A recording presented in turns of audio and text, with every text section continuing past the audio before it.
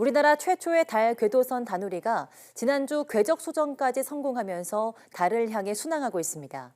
그런데 다누리 성공을 위해서 지난 7년 동안 밤낮 없이 노력했던 연구원들이 5개월째 연구 수당을 받지 못하고 있다고 합니다. 어찌 된 일인지 양회영 기자가 보도합니다. 지난달 5일 발사에 성공한 대한민국 최초의 달 궤도선 다누리.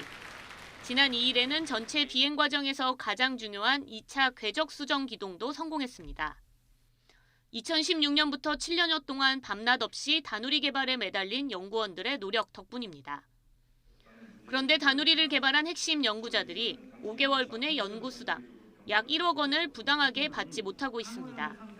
항우연은 해당 기간인 2019년 상반기는 다누리의 설계 변경 논쟁이 진행됐던 기간이었던 만큼 연구 수당을 줄 수 없다는 입장입니다.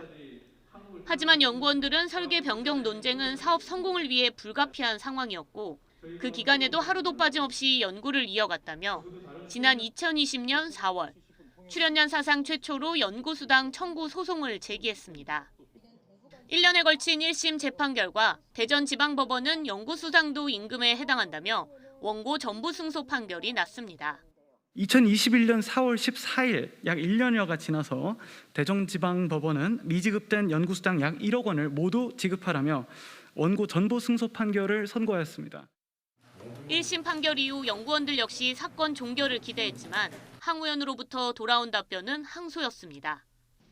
항우연은 대형 로펌 태평양을 대리인으로 새로 선임해 2년 넘게 재판을 이어가고 있습니다. 3년 가까운 시간 동안 항우연 내부에서 책임지는 사람이 아무도 없는 것도 현실입니다. 늦어도 다누리가 달에 도착하는 12월 31일 전에는 항소를 취하하고 이 문제를 해결해 주시기를 항우연과 정부에 강력히 촉구합니다.